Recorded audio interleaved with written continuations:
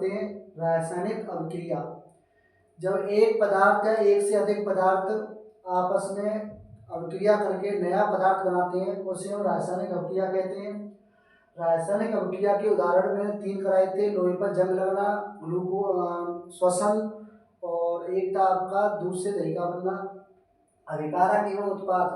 रासायनिक अभिक्रिया में जो नए पदार्थ भाग लेते हैं उसे हम अभिकारक कहते हैं, और अभिकारक आपस में क्रिया करके जो नए पदार्थ बनाते हैं उससे हम उत्पाद कहते हैं। रासायनिक अभिक्रिया की पहचान रंग में परिवर्तन हो सकता है, या फिर ताप में परिवर्तन हो सकता है, या गैस का निकलना हो सकता है, जुड़ना हो सकता है, या गंध या दुर्गंध का आना हो सकता है। अब एक एक एग्जांपल इसमें देता हूँ। जैसे रंग में परिवर्तन, जैसे हम क्या करते हैं, हमारे पास एक CuSO4 का एक विलयन है, CuSO4 का एक विलयन है जिसमें हम लोहे की छड़ डाल देते हैं, और लोहे की छड़ डालने पर ये लोहा क्या कर देता है, कॉपर को हटा देता है और अपना स्थान खुद ग्रहण कर लेता है प्लस, और ये हट जाता है। इसका जो रंग होता है वो होता है भूरा, ब्राउन।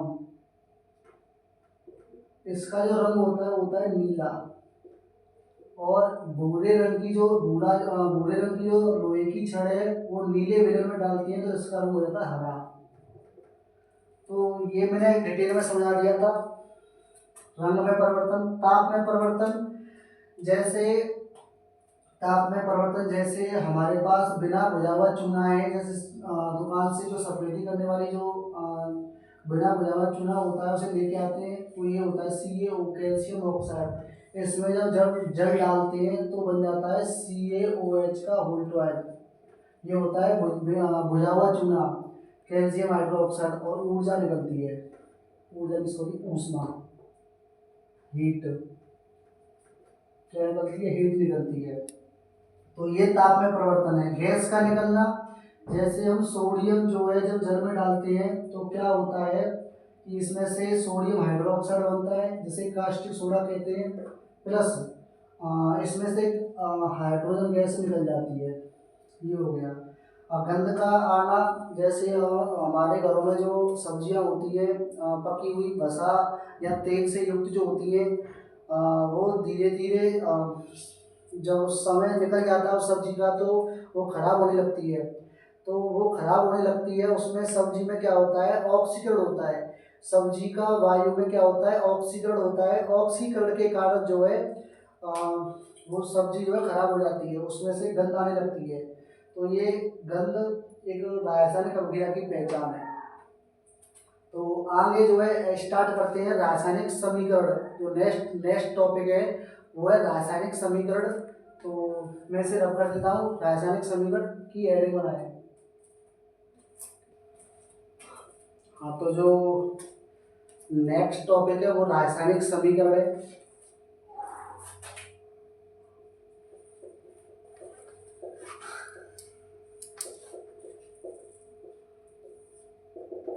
रासायनिक समीकरण ये देखा गया था इस चैप्टर में कि जैसे रासायनिक अभिक्रिया जो होती है वो हिंदी प्रणाली में काफ़ी बड़ी हो जाती है। जैसे मैं कहूँ कि मेथेन गैस का दहन एक रासायनिक अभिक्रिया लेते हैं, मेथेन गैस का दहन इसको करते हैं। तो हिंदी शब्दों में लिखने से तो सबसे पहले मेथेन गैस का दहन जो शब्द है इसका अर्थ होता है जलना, किसी भी चीज़ को जलाना। और दहन अगर जहाँ पर आ जाए वहाँ पर ऑक्सीजन के साथ अभिक्रिया करानी है, क्योंकि आग वहीं लगती है जहाँ वायु होगी, यहाँ ऑक्सीजन होगी। बिना ऑक्सीजन की उपस्थिति में जो है आग नहीं लगेगी, उसकी उपस्थिति में ही लगेगी। अगर ऑक्सीजन होगा वहीं आग लगेगी। तो मेथेन गैस का दहन, तो मेथेन गैस का दहन CH4O2। जब मेथेन गैस का दहन करते हैं, किसी भी चीज़ को जलाते हैं तो वहाँ पर कार्बन डाइऑक्साइड निकलता है CO2 प्लस, इसमें से क्या निकल जाएगा, जल निकल जाएगा। तो ये तो मैंने रासायनिक समीकरण के रूप में लिखा है। ये रासायनिक समीकरण के रूप में लिखा है। लेकिन अगर इसे हम रासायनिक अभिक्रिया के रूप में लिखें तो कैसे लिखेंगे कि मीथेन गैस को ऑक्सीजन के साथ अभिक्रिया कराकर उसमें कार्बन डाइऑक्साइड बनता है तथा जल निकल जाता है। तो ये लेंथी हो गया, लंबा हो गया। ये इसको शॉर्ट करने के लिए रासायनिक समीकरण की आवश्यकता पड़ी। तो रासायनिक समीकरण की परिभाषा इसी से बनाते हैं। ये रासायनिक अभिक्रिया है और रासायनिक अभिक्रिया को जिस समीकरण द्वारा व्यक्त किया जा रहा है, रासायनिक अभिक्रिया को जिस समीकरण द्वारा व्यक्त किया जा रहा है उसे हम रासायनिक समीकरण कहते हैं। रासायनिक अभिक्रिया को जिस समीकरण के द्वारा व्यक्त किया जा रहा है उसे हम रासायनिक समीकरण कहते हैं। अब देखो, जब इसमें ये दोनों विकारक हैं और ये दोनों क्या हैं, उत्पाद। ये तो चीज पता होगी, अविकारक और उत्पाद। जब दो पदार्थ या दो से अधिक पदार्थ आपस में क्रिया कर नए पदार्थ बनाते हैं उसे रासायनिक अभिक्रिया कहते हैं। और जो रासायनिक अभिक्रिया में जो नए पदार्थ भाग लेते हैं उसे अविकारक कहते हैं। अविकारक आपस में मिलकर नया पदार्थ बनाते हैं उसे उत्पाद कहते हैं। ये जो मैंने अब तक कराया है वो एक ही समीकरण में जो है सबकी परिभाषाएं हो गई। और रासायनिक समीकरण की परिभाषा ये है कि रासायनिक अभिक्रिया को जिस समीकरण द्वारा व्यक्त करते हैं उसे रासायनिक समीकरण कहते हैं। किताबों में इसकी एक और डेफिनेशन है कि अभिकारकों को और उत्पादों को उनके रासायनिक सूत्रों द्वारा व्यक्त करने को ही अभिकारकों और उत्पादों को उनके रासायनिक सूत्रों द्वारा व्यक्त करने को ही रासायनिक समीकरण कहते हैं। ये किताबों में दे रखी डेफिनेशन। तो दोनों डेफिनेशन में लिख देता हूँ और जो सरल है वो तो याद हो जाएगी, उसको भी याद कर लेना।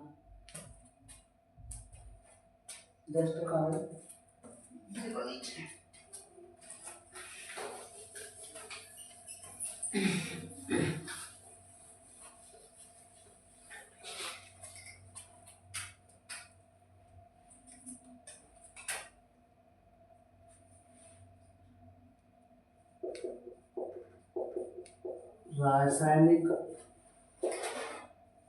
अभिक्रिया में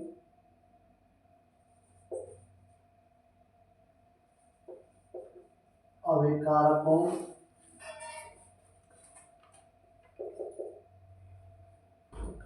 तथा उत्पादों को उनके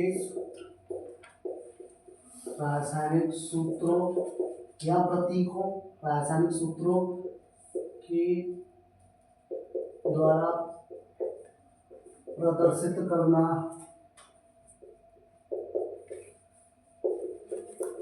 रासायनिक समीकरण कहलाता है।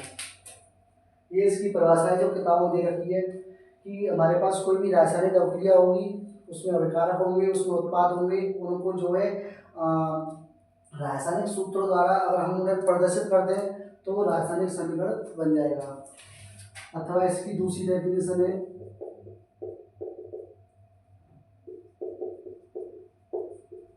रासायनिक अभिक्रिया को जिस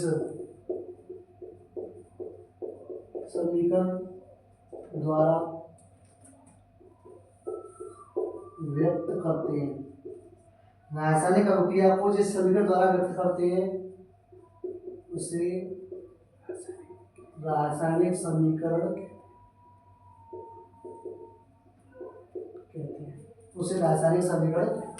कहते हैं। तो मैंने अभी क्या कराया, रासायनिक अभिक्रिया करा चुका हूँ मैं। रासायनिक अभिक्रिया क्या होती है, जब एक या एक से अधिक पदार्थ आपस में क्रिया करके नया पदार्थ बनाते हैं उसे रासायनिक अभिक्रिया कहते हैं। और रासायनिक अभिक्रिया की पहचान जैसे गैस निकलना, ताप में परिवर्तन, रंग में परिवर्तन, ये सब चीज़ें। उसके बाद नेक्स्ट टॉपिक है रासायनिक समीकरण। रासायनिक अभिक्रिया को जिस समीकरण द्वारा व्यक्त करते हैं उसे रासायनिक समीकरण कहते हैं। मैं इसके 4-5 एग्जाम्पल दे रहा हूँ। रासायनिक अभिक्रिया के एग्जाम्पल दे रहा हूँ, उसे समीकरण में व्यक्त करना है। मैं रासायनिक अभिक्रिया के एग्जाम्पल दे रहा हूँ, उसे रासायनिक समीकरण में व्यक्त करना है। कोयला, कोयला ऐसी है ना, कोयला, कोयला का दहन, कोयले का दहन होगा, कोयले का दहन। और कोयला का लिख रहा हो तो सही कर लेना थोड़ा हिंदी कमजोर है भाई। कोयले का दहन। दूसरा मीथेन गैस का दहन। तीसरा जल का बनना। चौथा गंधक का दहन। अभी छोटी छोटी अवक्रिया दे रहा हूँ, बहुत सरल सरल है। अभी बाद में बड़ी बड़ी अवक्रिया आएंगी तो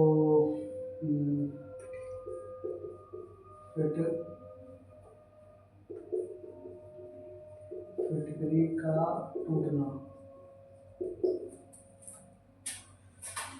पीछे तो लोग आवाज आता हूँ। तो ये रासायनिक अभिक्रियाएं हैं, इनको समीकरण व्यक्त करना है। और देखो एक और चीज बता दूं मैं, यहाँ पर थोड़ा सा समझा देता हूँ मैं।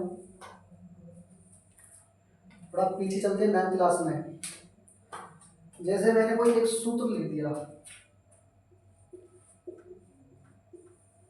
ये AlCl2। Al क्या है, Cl क्या है, कुछ को तो ये नहीं पता होगा कि AlCl क्या है। तो Al होता है एल्यूमिनियम और Cl होता है क्लोरीन। 1 से लेकर 30 तक के तत्व याद होने चाहिए। जिन पर 30 तक याद नहीं हो रहे हैं वो 20 तक कर लें, उनकी क्षमता 20 तक ही हो सकती है। और जो 20 तक याद नहीं कर पा रहे हैं वो 5 तक कर लें, क्योंकि उनकी क्षमता 5 तक ही है।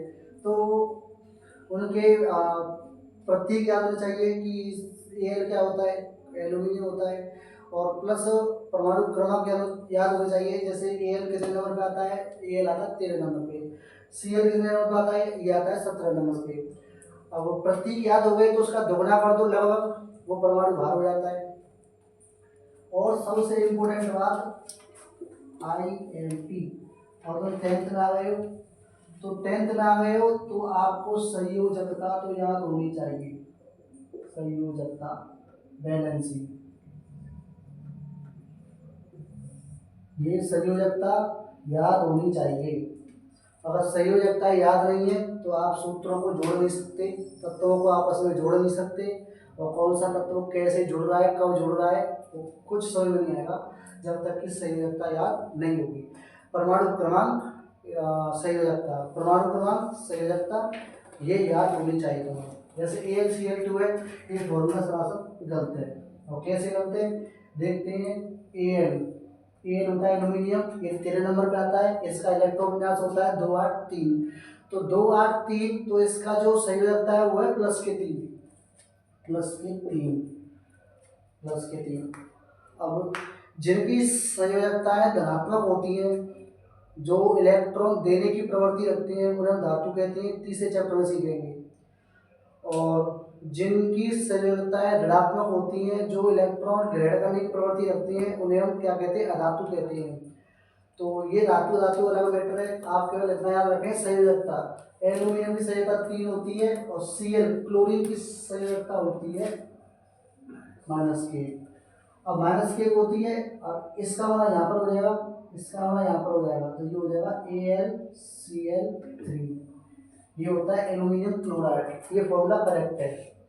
जैसे और फॉर्मूला लिखते हैं, पोटेशियम KSO4। और ये फॉर्मूला गलत है। और क्यों गलत है, क्योंकि पोटेशियम की जो संयोजकता होती है +1 होती है। SO4 सल्फेट की जो संयोजकता होती है वो -2 होती है। इसका वाला यहाँ हो जाएगा, इसका वाला यहाँ हो जाएगा, तो ये हो जाएगा K2SO4। क्योंकि एक का वाला S में भी हो रहा है, एक का वाला O4 में भी हो रहा है, तो यहाँ पर एक का वाला करेंगे तो ये सेम ही आएगा, तो K2SO4। तो ये फॉर्मूला बन गया। ठीक है, ऐसे ही फॉर्मूला बनाए जाते हैं। जैसे एक और फॉर्मूला है NaCl2। अब NaCl2 गलत है ये तो। अब गलत कैसे है कि जो सोडियम जो होता है उसकी जो संयोजकता होती है प्लस के एक होती है, और जो Cl की जो संयोजकता होती है माइनस के एक होती है। और जो जब संयोजकताएं समान आती है ऊपर, जब संयोजकताएं समान आती हैं वो आपस में जुड़ जाती हैं। इसका होना यहाँ हो जाएगा, इसका होना यहाँ हो जाएगा, समान हो जाते हैं। NaCl ये नमक का फॉर्मूला बन गया। एक और देखते हैं, यहाँ देखते हैं CuSO4 है, कॉपर सल्फेट।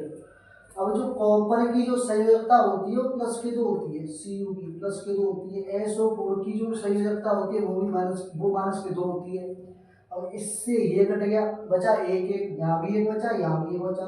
इसका होना यहाँ पर तो इसका होना यहाँ पर, तो ये हो जाएगा CuSO4। फॉर्मूला करेक्ट है। तो संयोजकता याद होगी तभी हम फॉर्मूलों को बना पाएंगे। इसकी मैं क्लास अलग से बना दूंगा एक, उसमें देख लेना। तो इन पे डाउट क्या आते हैं, कोयले का दहन, मीथेन गैस का दहन, जल का बनना, गंधक का दहन, फिटकी का टूटना। ज़्यादातर छोटे छोटे एक एक नंबर के क्वेश्चन पूछे जाते हैं दहन से। दहन बहुत इंपॉर्टेंट है, किसी भी चीज़ का दहन करते हैं वहाँ ऑक्सीजन की अभिक्रिया होती है।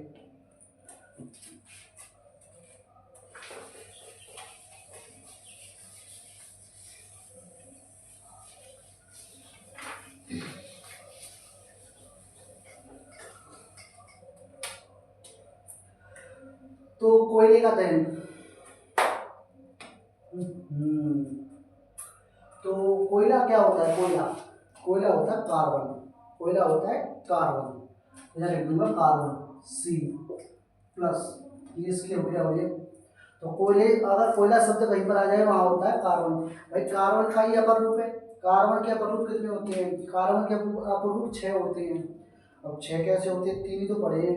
कौन कौन से पढ़े हैं, हीरा, ग्रेफाइट और फ्लोरीन। हीरा, ग्रेफाइट और फ्लोरीन। अब 3 कौन कौन से होती है, कार्बन, हिंदी में लिख देता हूँ, इंग्लिश तो आती है। कार्बन, हीरा, ग्रेफाइट, तो हिंदी आती नहीं लिख पाती, और फ्लोरीन, कहीं फ्लोरीन लिखा होता है, कहीं फ्लोरीन लिखा होता है। ये जो होते हैं वो प्रकृति में स्वतंत्र रूप से पाए गए हैं, स्वतंत्र रूप से। और जो ये स्वतंत्र रूप के आधार पर है, कार्बन के ऊपर यही पढ़े जाकर। वो तो 3 बहुत कम पढ़े होंगे, और नहीं पढ़े तो देख लो। पहला है कोयला,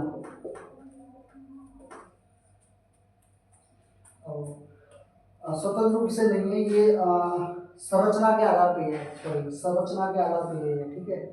संरचना के आधार पर कार्बन का वर्गीकरण दो प्रकार से होता है, इधर से इधर से, ये देखो। दूसरा होता है आपका ब्लैंक लैंप, और तीसरा होता है आपका चारकोल।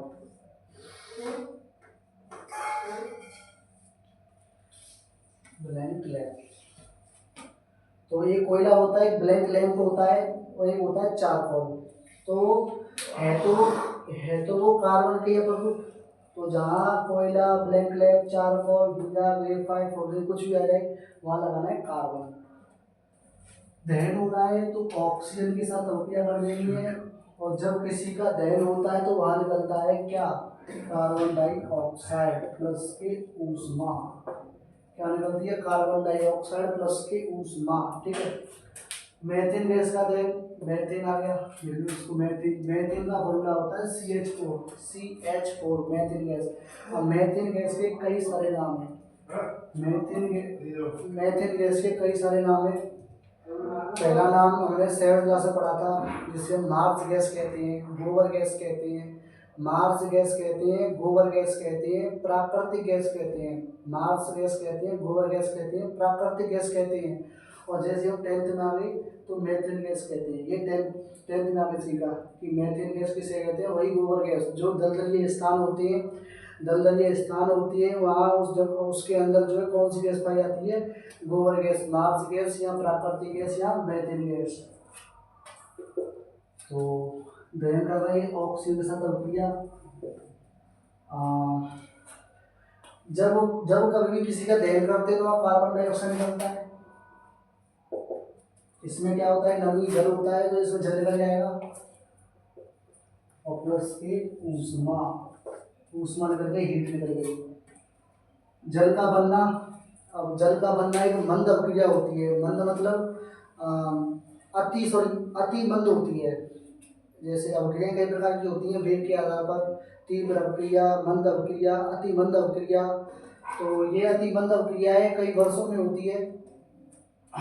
जल का बनना H2 प्लस के O2, तो H2 यहाँ संतुलित में मत जाना, भी संतुलित करना नहीं सिखाया है। तो गंधक का दहन, अब गंधक क्या होता है, जो पटाखों में जो फोड़े जाते हैं वो गंधक ही होता है। गंधक का जो प्रतीक होता है वो S होता है, सल्फर।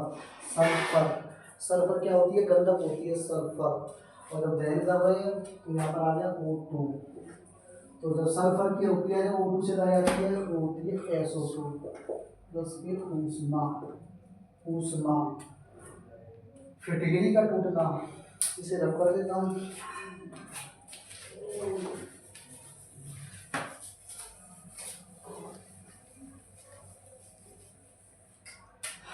फिटकरी का टूटना, तो फिटकरी का जो फॉर्मूला होता है बहुत आसान होता है कि 2SO4 डॉट Al2SO4 डॉट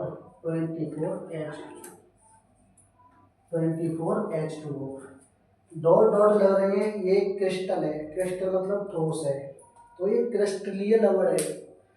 क्या है ये, क्रिस्टलीय लवण। इन ऐसे फॉर्मूलों को, ऐसे यौगिकों को कहते हैं क्रिस्टलीय लवण। तो ये भी आगे चैप्टरों में आएगा, सीख जाएंगे। तो K2SO4 potassium sulphate, aluminium sulphate, थोड़ा सा मिस्टेक हो गया इसमें जल्दीबाजी में, K2Al2SO4 का होता है। और कैसे बनाएंगे, एल्यूमिनियम की संयोजकता होती है +K3, SO4 की संयोजकता होती है -K2, इसका बड़ा यहाँ हो गया, इसका बड़ा यहाँ हो गया, तो ये बन गया Al2SO4। तीन का बड़ा हो रहा है, तीन का बड़ा कर दो, ऐसे बन गया ये।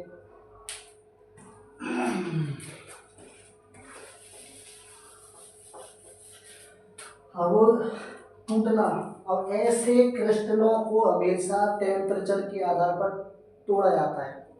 इसमें टेम्परेचर दे देंगे तो लगा देंगे डेल्टा, लगा देंगे डेल्टा। और डेल्टा भी कई प्रकार की होती है, कहीं डेल्टा ऐसे होता है, कहीं कहीं डेल्टा ऐसे होता है, कहीं डेल्टा ऐसे होता है, इतनी डेल्टा होती है ना, तो वो फिजिक्स में चला जाएगा। तो टेम्परेचर, ये टेम्परेचर वाला है, परिवर्तन वाला भी होता है। तो टेम्परेचर वाला डेल्टा है, डेल्टा लगा दिया, ताप भी लिख सकते हैं, इस पर ताप लिख सकते हैं। तो ये जब अलग अलग हो जाएंगे, जब ऐसे टेम्परेचर देंगे तो इसके जो अवयव है, इसके जो अवयव है वो अलग अलग हो जाएंगे।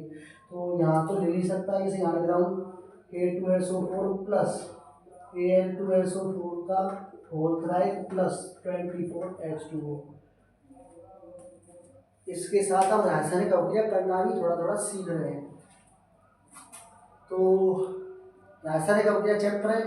रासायनिक अभिक्रिया कैसे कहते हैं, जब दो या दो से अधिक पदार्थ आपस में क्रिया करके, दो या दो से अधिक पदार्थ आपस में क्रिया करके, एक भी हो सकता है, एक पदार्थ आपस में क्रिया करके, एक पदार्थ आपस में क्रिया करके जो नए पदार्थ बनाता है, देखो नया पदार्थ बन रहा है, नया पदार्थ बन रहा है, उसे कहते हैं रासायनिक अभिक्रिया। रासायनिक अभिक्रिया में ये पूरी रासायनिक अभिक्रिया है, इसमें जो पदार्थ भाग लेते हैं उसे अभिकारक कहते हैं। अभिकारक जो नए पदार्थ बनाते हैं उसे उत्पाद कहते हैं। और कहीं ऊष्मा निकल रही है तो कहीं कुछ हो रहा है, कहीं ताप की जरूरत पड़ रही है, तो पहचान हो गई रासायनिक अभिक्रिया की। और रासायनिक अभिक्रिया को, ये रासायनिक अभिक्रिया है, रासायनिक अभिक्रिया को जिस समीकरण में व्यक्त करते हैं, जिस समीकरण में व्यक्त करते हैं उसे रासायनिक समीकरण कहते हैं। रासायनिक अभिक्रिया को जिस समीकरण व्यक्त करते हैं उसे रासायनिक समीकरण कहते हैं। तो छोटी छोटी चीज़ों में थोड़ी देरी लग जाती है, तो चीज़ों को समझने में चैप्टर क्लियर करने से चैप्टर क्लियर नहीं होता है, ज़्यादा सीखने से। इस चैप्टर में हमने कितना सीखा वही बहुत ज़रूरी है, क्योंकि वो आगे के 3-4 चैप्टरों को जो है क्लियर करके चलता है। तो इस चैप्टर में जितना सीख सको, छोटी से छोटी चीज़ों को सीख सको, उसे सीखो, नोट करा करो बार बार चीज़ों को। तो मैं आगे नेक्स्ट टॉपिक है रासायनिक समीकरण की भौतिक अवस्था। रासायनिक समीकरण की भौतिक अवस्था, उसको नोट करो, हेडिंग बनाता हूँ उसकी मैं।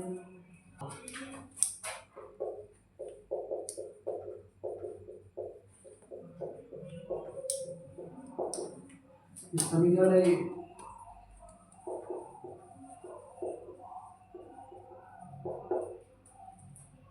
Physical state of chemical reaction. तो पहला पॉइंट ये है कि रासायनिक अभिक्रिया में अगर कोई यौगिक यानी कोई अभिकारक हो सकता है या कोई उत्पाद हो सकता है, रासायनिक अभिक्रिया में या तो अभिकारक हो सकता है या उत्पाद हो सकता है। अगर वो द्रव है, द्रव के रूप में है, अगर कोई द्रव के रूप में है तो उसे एल से दिखाएंगे, लिक्विड। अभिकारक या उत्पाद द्रव की अवस्था में है तब एल से दिखाते हैं। एल क्या है? लिक्विड। दूसरा पॉइंट, अभिकारक या उत्पाद ठोस की अवस्था में है तब उसे ठोस है सॉलिड, तब उसे एस से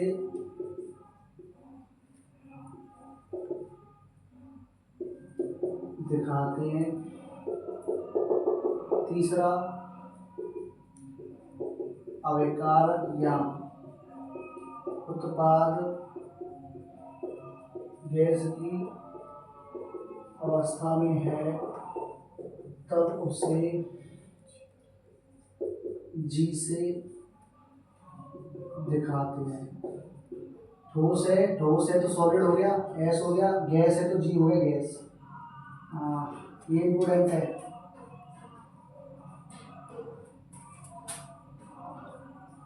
अभिकारक या उत्पाद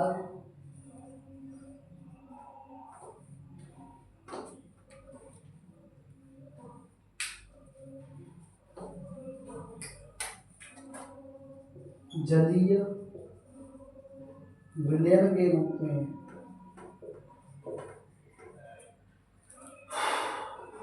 तो उसे ए क्यू, स्मॉल ए स्मॉल क्यू से दिखाते हैं।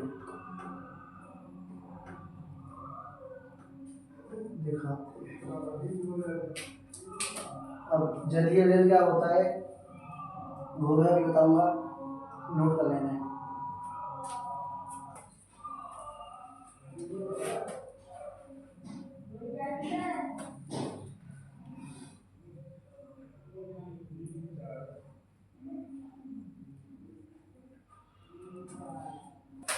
हाँ, तो इसमें क्या है कि मैं एग्जांपल दे रहा हूँ, एग्जांपल समझती हैं। दूसरा, तीसरा, चौथा। तो पहला एग्जांपल देखते हैं, नमक का बनना।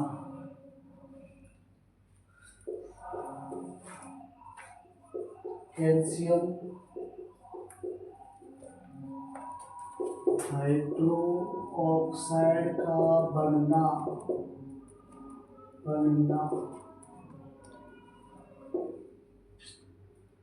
फिर देखते हैं इसमें H2O को H2 तथा O2 में तोड़ना। यहाँ कोई सी अभिक्रिया ले लो, छोटी बड़ी, यहाँ पर ले लेती है CO2 में छोटी वैल्यू होती है तो Na2CO3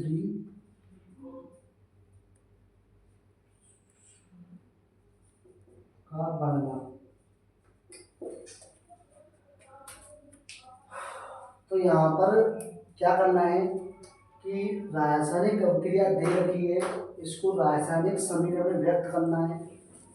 अभी ज़्यादा डीप से नहीं सोचना है, गहरे से नहीं सोचना है कि कैसे होंगी ये अभिक्रियाएं, कुछ नहीं। वन बाय वन स्टेप में ऐसे करूँगा और समझ में आएगा। हमें कुछ नहीं करना है कि रासायनिक अभिक्रिया को रासायनिक समीकरण में व्यक्त करना है बस। और रासायनिक समीकरण में व्यक्त करने के बाद उसको भौतिक अवस्था में प्रदर्शित कर देना है, भौतिक अवस्था में प्रदर्शित कर देना है उसको। तो नमक का बनना, अब नमक बनता कैसे है, हमारे पास होता है एक NaOH, ये होता है हमारे पास NaOH, ये होता है कास्टिक सोडा, ये होता है कास्टिक सोडा NaOH, ये हमारे पास होता है NaOH। अब इस NaOH की जो अभिक्रिया है वो हम कराते हैं हाइड्रोक्लोरिक अम्ल से, वो होता है हाइड्रोक्लोरिक अम्ल HCl, ये होता है हाइड्रोक्लोरिक अम्ल HCl। हमारे पास एक NaOH होता है सोडियम हाइड्रोक्साइड जिसे कहते हैं, सोडियम हाइड्रोक्साइड, और उसकी अभिक्रिया कैसे कराते हैं, हाइड्रोक्लोरिक अम्ल से, हाइड्रोक्लोरिक अम्ल से कराते हैं इसकी। ये जरा इसमें क्या होता है, कोई भी फॉर्मूला हो, मान लो AB मतलब एक Na हो गया, एक हो गया Cl, तो कोई भी फॉर्मूला होता है उसका अग्रभाग, फर्स्ट जो भाग है उसका वो हमेशा धनात्मक होता है, वो ऋणात्मक की तलाश में रहता है, और जो दूसरा जो भाग होता है, अंतिम भाग जो होता है वो ऋणात्मक होता है, वो धनात्मक की तलाश में रहता है। पहला जो भाग होता है प्लस का होता है, दूसरा भाग माइनस का होता है। प्लस हमेशा माइनस वाले खोज करता है, उल्टा होता है, माइनस वाला प्लस की खोज करता है। तो यहाँ प्लस का हो गया, ये माइनस का हो गया, यहाँ प्लस का हो गया, ये माइनस का हो गया, प्लस वाला हमेशा माइनस की तलाश में रहेगा। तो Na जुड़ जाएगा Cl से प्लस, और यहाँ पर जो OH है वो जुड़ जाएगा H से, तो बन जाएगा H2O। तो ये बन गया नमक। तो हमने कुछ नहीं किया है इसमें, हमने केवल रासायनिक अभिक्रिया को रासायनिक समीकरण में व्यक्त कर दिया, रासायनिक अभिक्रिया को रासायनिक समीकरण में व्यक्त कर दिया। अब इसमें हमें क्या दर्शानी है, भौतिक अवस्था दर्शानी है। अगर कोई भी चीज़ ठोस होती है तो उसे S लगाते हैं, अगर कोई चीज़ क्या होती है, गैस होती है, तो उससे हम क्या लगाते हैं, G लगाते हैं। अगर चीज़ कोई द्रव होती है तो N लगाते हैं, अगर कोई चीज़ विलयन होती है तो क्या लगाते हैं, AQ लगाते हैं। अब बहुत सारे विलयन हैं, अब विलयन बताएगा मुझे कितने विलयन है, विलयन को याद करना है, CuSO4, ZnSO4, AlCl3, K2SO4, ZnCl2, KCl, HCl, FeCl2, ये सभी क्या है, विलयन है, ये सभी क्या है, विलयन है। तो विलयन है, ये NaOH क्या हो गया, एक विलयन हो गया, NaOH भी एक विलयन होता है, और NaOH विलयन तो यहाँ लगा देंगे AQ, इसके नीचे AQ, या इसके नीचे लगा दिया AQ, ये भौतिक अवस्था को जो है दर्शा रहे हैं, तो यहाँ लगा दिया AQ। हाइड्रोक्लोरिक अम्ल क्या है, विलयन है, यहाँ लगा दिया AQ। NaCl क्या है, एक लवण है, एक विलयन के रूप में होता है, यहाँ लगा देंगे AQ। पर एक लवण के रूप में होता है, तो मैंने बताया था कि क्रिस्टलीय लवण ठोस होती है यहाँ पर, तो नमक एक सॉलिड होता है, तो यहाँ लगा देंगे S। जल होता है, लिक्विड होता है, तो यहाँ लगा देंगे एल। तो ये इसकी हमने क्या दर्शा दी, भौतिक अवस्था दर्शा दी। क्या दर्शा दी, इसकी भौतिक अवस्था दर्शा दी। यहाँ आती है कैल्शियम हाइड्रोक्साइड का बनना, कैल्शियम हाइड्रोक्साइड का बनना। तो मैंने ये सब क्रिया को पहले भी करा चुका हूँ सब क्रिया को मैं। तो हम क्या करते हैं, एक बाजार से लाते हैं बिना भुजा हुआ चूना, बिना भुजा हुआ चूना जिसका फॉर्मूला होता है CaO, CaO प्लस, इसमें क्या करते हैं, जल डालते हैं, जल H2O। जब CaO में जब जल डालते हैं तो बन जाता है CaOH का होल ट्वाइस, CaOH का होल ट्वाइस। और प्लस पे निकलती है ऊष्मा, क्या निकलती है, ऊष्मा। तो रासायनिक अभिक्रिया को रासायनिक समीकरण व्यक्त कर दिया, और रासायनिक समीकरण में हम क्या दर्शाएंगे, भौतिक अवस्था दर्शाएंगे। तो CaO जब बाजार से हम बिना भुजा हुआ चूना लाते हैं सफेदी करने के लिए, तो CaO होता है ठोस रूप में, तो इसमें मिलेगी S, ठोस होता है वो, तो S। जल आपको पता है लिक्विड होता है, तो L लगा दिया। CaOH का होल ट्वाइस, वे क्या है, जो सफेदी होती है वे ठोस के रूप में ही होती है, तो यहाँ लगा देंगे L। कुछ लिक्विड भी होती है, ऐसी बात नहीं है, वो थोड़ी सी गाढ़ी है तो ठोस में आ जाती है, और थोड़ी सी पतली है तो वो किसके रूप में आ जाती है, लिक्विड के रूप में आ जाती है। तो इसे लिक्विड के रूप में ही लिखेंगे, इसे एल लगा देंगे। ऊष्मा तो ऊष्मा लगेगी, हीट। H2O को H2 और O2 में तोड़ना। हमारे पास एक जल है H2 और H2O को तोड़ने के लिए विद्युत धारा की आवश्यकता पड़ती है, करंट की आवश्यकता पड़ती है। तो ध्यान लिख देंगे धारा, करंट। जैसे आपने देखा होगा एक बर्तन में जो है जल है, उस जल में जो है धारा डालेंगे, करंट। हमारे पास एक कोई बर्तन है, उस बर्तन में जो है विद्युत धारा क्या कर देंगे, डाल देंगे, उसमें करंट डाल देंगे, तो छोटे छोटे जो है बबूले उठने लगेंगे। तो वो बबूले क्या होती हैं, वो हाइड्रोजन गैस होती हैं, हाइड्रोजन होती हैं, अलग अलग हो जाता है जल। तो जब H2O में जब धारा डालेंगे, विद्युत धारा यानी करंट डालेंगे उसमें, तो H2 अलग हो जाएगा और O2 जो है अलग हो जाएगा। तो जो छोटे छोटे बबूले उठते हैं वो H2 होता है। Na2CO3 ये धावन सोडा होता है, धावन सोडा कपड़े धोने वाला जो होता है वो धावन सोडा होता है, इसका बनना इसे करेंगे, इसे नोट कर लें। अच्छा, इसमें जो है दर्शाते हैं H2O लिक्विड होता है, H2 गैस होती है, O2 भी गैस होती है, तो इधर साथ